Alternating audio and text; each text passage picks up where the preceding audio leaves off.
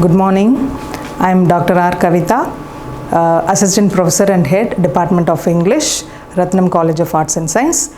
And today we are going to discuss about the sonnet written by William Shakespeare. Actually, Shakespeare has written 154 sonnets, and out of which 1 to 126, if you see, it is about, he would have talked about young youth, and after that till 154 he would have talked about a dark lady. And now today we are going to discuss about the sonnet number 46, that is Mine Eye and Heart Are at the Mortal War by William Shakespeare, and it is sonnet number 46, so it will be discussing about the young youth.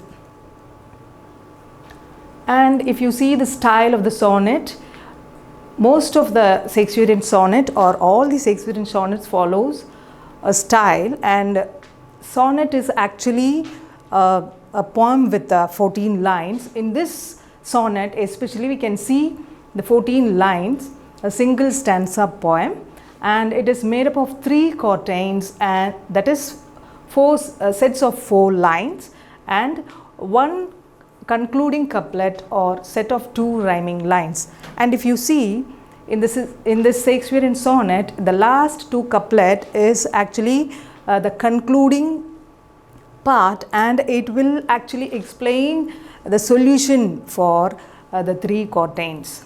And you can see the rhyming scheme pattern as AB, AB, CD, CD, EF, EF and GG. So we will go into the poem. So the first 3 quatrains, that is mine eye and heart are at mortal war, how to divide the conquest of thy sight, mine eye, my heart, thy pictures, sight, would bar, my heart, mine eye, the freedom of that right. This is the first quatrain. And the second quatrain, my heart doth plead that thou in him doth lie, a closet never pierced with crystal eyes, but the defendant doth that plea deny, and says in him thy fair appearance lies. So this is the second quatrain. And the third one, to side this title is impaneled, a quest of thoughts, all talents to the heart, and by their verdict is determined, the clear eyes moiety, and the dear heart's part. As thus, this is the third quadrant, and the last 2 couplets, as thus mine eyes due is thine outward part, and my heart's right thine inward love of heart. So this is the poem we are going to discuss in detail. At first we see the first quatrain. So mine eye and heart are at a mortal war. Here he is telling, Shakespeare is telling that my eye and my heart, okay, not the other's eye or heart, my eye and my heart are at mortal war. It is not a war which is taking place simply, it is a mortal war. It means that it is a deadly war. So a person's eye and the heart itself is in deadly war. For what? How to divide the conquest of thy sight. So you, here you means the youth. I told you before itself from sonnet 1 to 126, the speaker or the poet is speaking about the youth. So here thy sight means the youth's sight. Okay, so this eye and heart is in war. Okay, for what? To conquest your sight. Okay, that is your figure.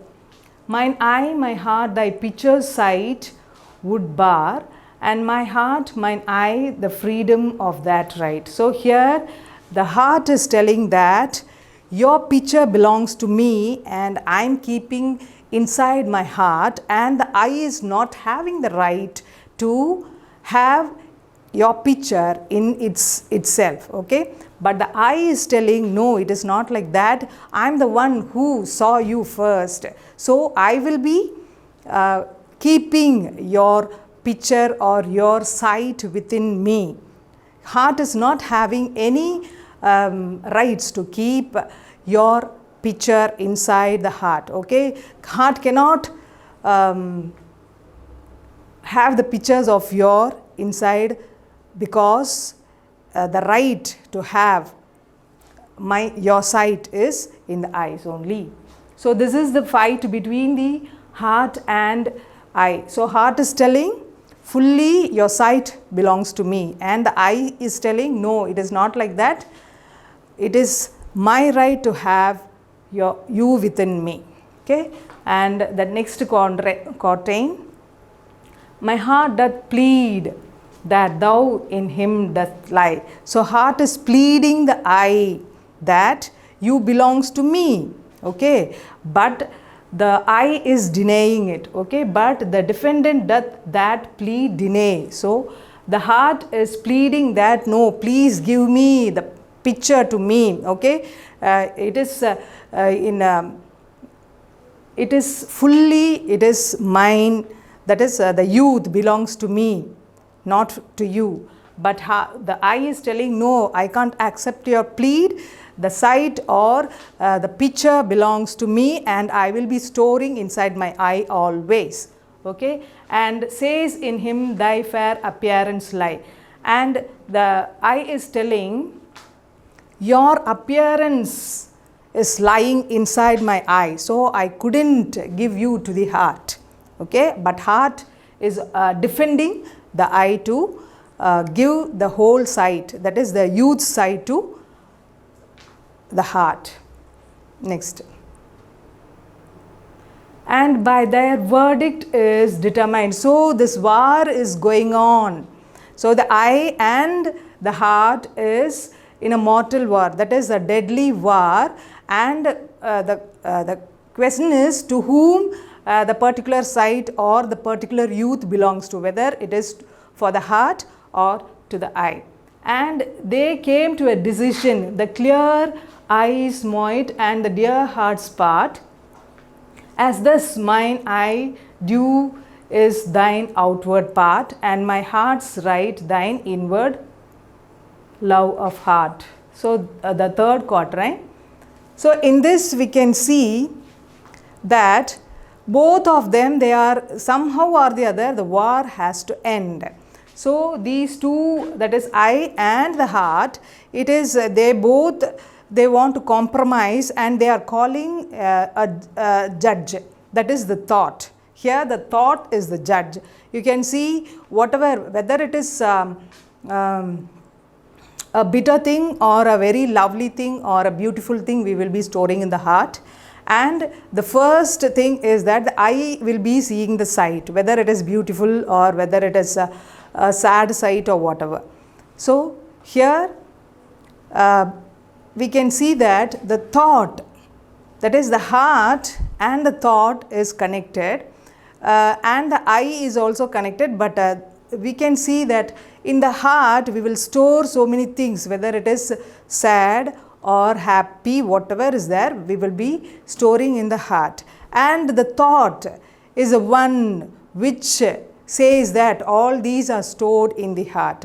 So the heart is telling, let us go and we will use, let us go and ask the thoughts to come and help us to come to a conclusion. And you can see here the heart was having so many tenants. Okay, what it means, the heart is having so many tenants means the heart is holding so many thoughts. Okay, so many things it is stored in the heart. So it is calling all those things, tenants for support. Okay, and the eye is not having anyone for support. So heart is having an upper hand, and the eye is having somewhat worried about this. Okay, but the thought at last is concluding, as thus mine eyes due is thine outward part, and my heart's right thine inward love of heart. Okay, yeah. Okay, so this is the two concluding lines. It is couplet actually. and the thought is analyzing, okay, the thought is analyzing the heart's view and the eye's view, and at last it is telling thus, mine eye's due is thine outward part. So the eyes are having the rights to have or enjoy the outward part of yours. Okay, that is, physically we are seeing something, or physically you are looking at a person and you will be admiring. Okay, so the eyes is having the right to hold your outward beauty, and my heart's right thine inward love of heart. Okay, so the heart is telling, the thought is telling that heart can have the inward love. Okay, so beauty and love together is called the real love. So admiring as well as having a good attachment or a good love, that is true love. So a person should have both, so admiration as well as love, then only you can say that it is a true love. And I think, hope you have all enjoyed this